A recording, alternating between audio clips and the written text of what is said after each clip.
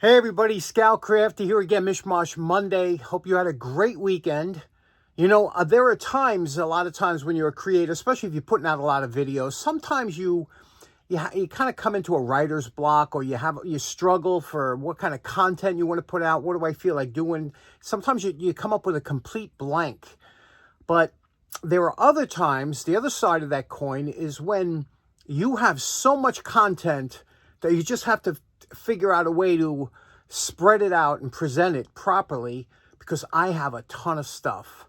This last month and a half has been jam-packed with, not only shows, steam engine shows, tool shows, things like that. So I have a lot of projects that I picked up for the show, but also just this time of year, it's just so many things going on. So today is one of those days. We got a lot going on.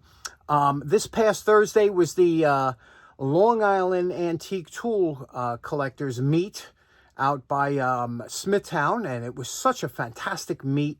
So many people showed up, great people. We have a lot of stuff that I picked up, some interesting stuff, some things I want to do. I feel like I just want to come down here and get started right away, but I got to spread it out. And let me show you. I filmed a little bit of the show, and then let me show you some of the things that we're going to do, and then we're going to hit something today, and let's get started right away.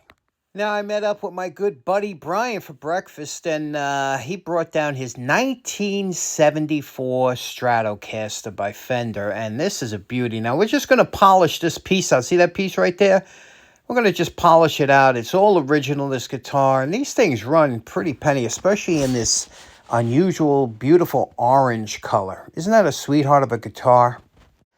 Now, for me, the highlight of the show was meeting Mike's father, Bob. Both firemen, both retired, gave their life to service for the community, and it was really great to meet Bob. And this is Mike's table, always fantastic. Mike's always got great stuff. Got there earlier. Get rid of that stuff. I got the bottom to it. What's your Oh, that's cute. your take? Oh, look, you know what this is? Oh, my God. Hey, Hey, Tony, how are you? I'm good. How are you? Good. Okay, my good buddy Richie Kemp, he just restored a few Jorgensen clamps, and to do his restoration, he had to put swivel pads on, and these are the swivel pads he got from Jorgensen. They're copper-plated. They got a spring steel clip there that they just pop onto the ball. You don't have to, peen them over or do anything else like that. They're really nice, the newer clips. And he put them on a couple of the clamps he did. So thanks for showing me that, Rich.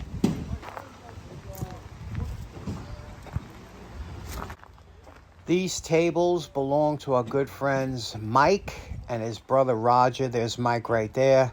You'll see Roger in a minute. They always got fantastic stuff at great prices. Another Reed Vice we just passed there. That's the second one in 2 weeks, right, that we saw. But always great stuff, and they're just getting... There's Roger. He's checking out Ramel's car, and what Ramel had a whole bunch of toolboxes for $1 each. See those toolboxes under the truck? $1 each for some of us. He just brought a bunch of stuff. We had such a good time. Mystery toolbox, $1. Good tool.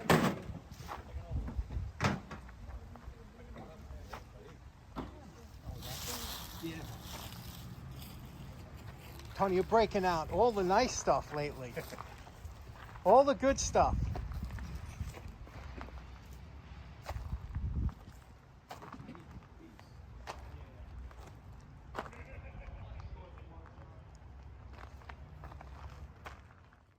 This is a nice little screwdriver. I think it's homemade that Tony had, and we got a kick out of it. I love homemade screwdrivers. But this is a Stanley dowel cutter, and look how this works. What a beauty this is, huh? You just feed up a square piece of stock, and it turns it into a dowel. Oh, look at that. Oh, these are sawhorses? Yeah. Yeah. Okay, this is Mike the Fireman's table, the famous dollar table. You could spend, you could buy a whole table, and just, there's so much great stuff there tucked away that's in that dollar table, right? All them saws, everything. And then it goes to the $5 table. Obviously, the tools get a little better here. And then next to that is the $10 table. This is the top of the line tools here at the show at Mike's table, and always great stuff. But we had a laugh because he had this one screwdriver. See the handle on this? It's a Phillips. And look at that handle. Phillips torque out so easy. Imagine that big handle. Likes to see what's available, you know? What they missed out on. Well, they don't, these tool meets they don't have, right? Oh, where are they located? Where are you sending it to? Here Lenny had a box of $5 any plane for $5, and then also he had a couple nice lathes.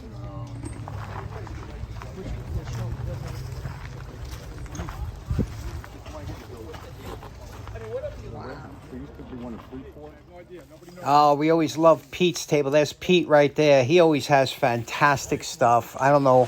He just always has new stuff every show. Just great stuff. But, that's pretty awesome, actually. Even that nail puller, like a lot of people don't realize. Did you see this?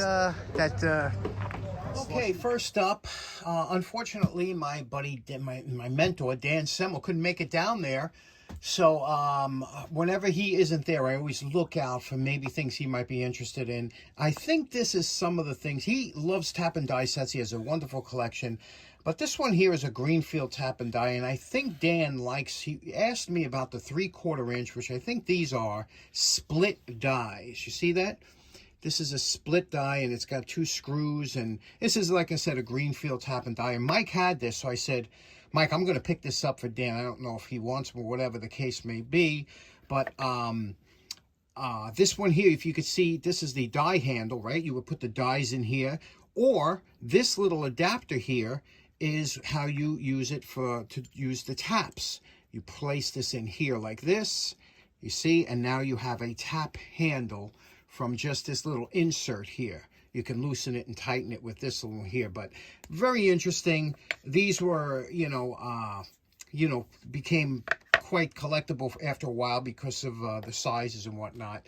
So that's why I picked it up for Dan. Dan, let me know. If you want, I'll send it right out to you. Next up, I saw this on Mike's table. And this was on his $10 table, and I looked at it and I said, I don't know why. I just like this thing. Anybody know what it is? I didn't know exactly what it was, but Mike told me real quick. It's a dibbler. It's a garden dibbler. And what a dibbler is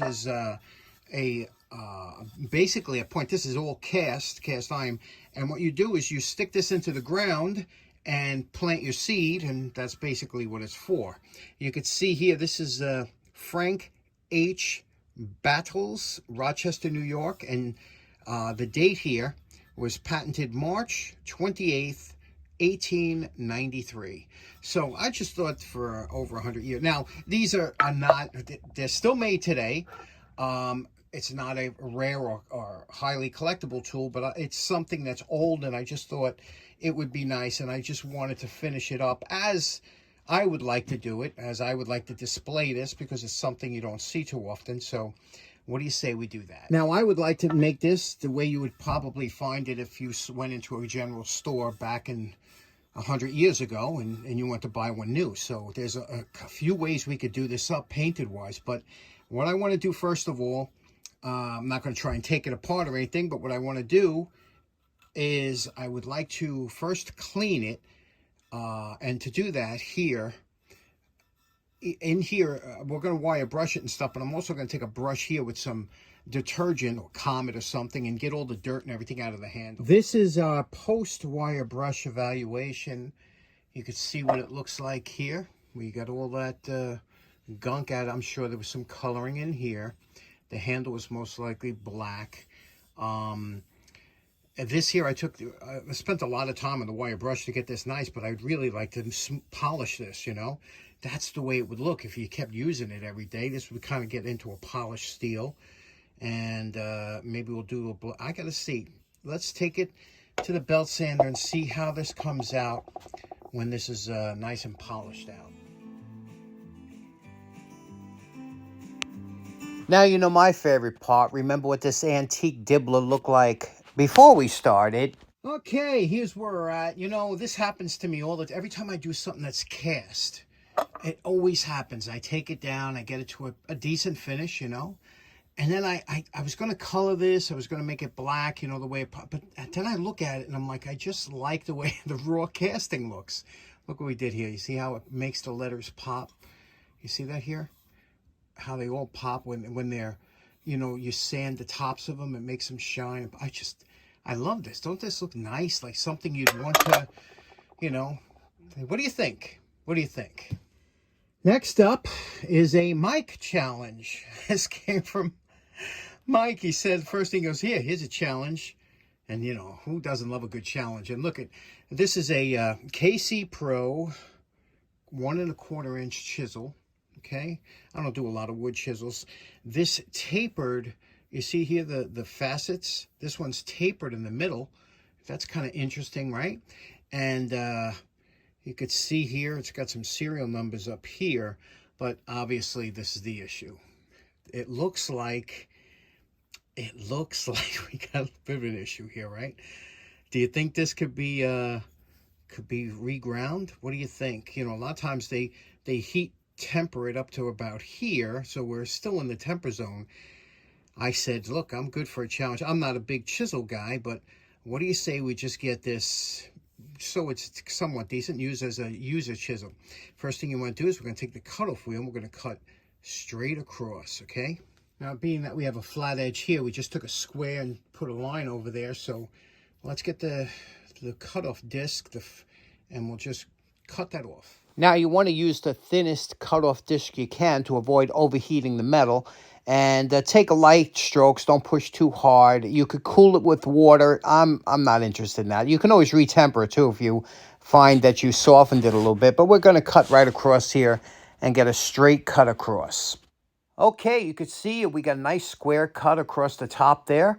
And now what we're going to do, if you look at the profile of this, we got a lot of thickness. I'm not going to spend all day at the grinder. So what I'm going to do is tilt it up in the vise, use the same cutoff wheel, and cut down to get that bevel in the ballpark.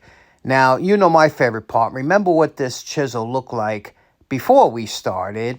And we're calling this challenge done. This was just a reprofile. Now, I am no means a chisel guy. I used to be into woodworking, traditional, but then I got into machinery woodworking, never looked back. But you could see here what we did. We reprofiled this. Remember what the edge looked like before. And look at that. The back here, we didn't touch. You don't really want to touch the back too much if you can avoid it. But we have a nice edge there. Nice. The transitions, the facets all look correct, right? Like you wouldn't even know that chisel was all banged up. We did the handle, polished the handle up. What do you think? I think this was a good, this is again, not sharp, but reprofiled. And I'll show you the difference. Now, reprofiling means that if you look here, you'll see a little shiny edge there. That's not sharp. You should never see a shiny edge on a chisel. However, something like this would be able to, you know, scrape stuff off. You could see here, you could scrape glue and things like that if you want to use it as a user chisel. But a sharp chisel, if you have a sharp chisel, you'll be able to shave wood. Here we have a piece of wood here. And now this is just, like I said, it's reprofiled. So you'll see that you'll never get that peel that you want on here. You know, you could dig in, but you'll never get that peel that you would from a sharp chisel. And that's where you take the stone, the wet stones out, and you go from this point to the sharp. But now we got a reprofile. So what do you think about that? What do you think about that, Mike? Okay, last up, I got kind of a funny story. The other day, I was looking through projects to do, and I came across this when I was cleaning up, this little Eagle Detecto-Lite, and I said, boy, this is, and I did a little video on it. I was going to post it, and then I just happened to look on eBay to see what they're running for and things like that, and I saw this item on eBay, and I said, oh, I can't post it now because I don't want any of you guys bidding against me if I want to get it, and I'll show you why. Let me show you the first two videos that I shot last week of this cool Eagle Detecto-Lite. Okay, now like I said, this is from a couple weeks ago. This is like the day after I got the tub of towels, and I was just happened to try it out. I said, boy, it works really good on cords and tool handles, things like that, and I was just blown away by how this works. So that's why I tried it to begin with. But I love this little tool, this little tester, and I've had it for years, but I don't get a chance to use it that much because it was kind of buried, but I found it again. And let's talk about what this is, this Eagle Detecto-Lite. Okay, what this is, it's a vintage Eagle electric. Can you see that Eagle electric? And you can see it's 90 to 600 volts, AC or DC. It's a voltage tester. Has a little neon bulb in there. You see that little neon bulb? And these were really wildly popular back in the day for people doing, if you want to test the circuit to see if it's on, you would take your two prongs here and you would place them into the plug like this, and you could see, you see that illumination there? We have that little neon light. You see it? I'll do it again. See that? And that's how you could test if you have voltage or current going into a plug or something. These were really popular. You don't see them too often, but if you do, if you're at a garage sale, pick it up. Anything with Eagle Electric has become insanely expensive and popular because they were so well, you know, designed and made. This is Bakelite, just a beautiful look, Art Deco. It's really nice looking, right? Anyway, so that's something I picked up real cheap, but anytime you see them, grab them.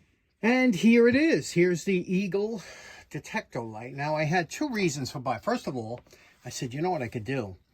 I could buy this, right? And then I could bring it to Jacktown and sell each one of these for $5 a piece, and that would recover the money that I spent for this. Or, and I would still have the backing, you know, or I could leave it like this because it's kind of rare to see one of these, a full card full of Detecto-Lite stock, you know. And look at that, it was just nice. Nothing on the back, but it had a little thing that you could fold out and stand it up, you know. What do you think of this? My buddy Bobby Kanicki, who I miss so much, he passed during COVID, and Bobby, he used to work at Eagle, and he told me some stories about this. So I do have a few Eagle things, and I always think about him. But isn't that something? Brand new old stock Detecto-Lite. What do you think? Is that cool? Do you like these kind of things? Okay, so in closing, next couple episodes, we're going to have a lot of stuff that was given or donated for the show for people to see, from Bruce and Mike and Roger and Andrew and Brian. There's a whole bunch of great, and I hope you get to tune in because I think you'll really enjoy it. And thanks so much for tuning in today. We'll see you again on Wednesday. Take care now. Bye-bye.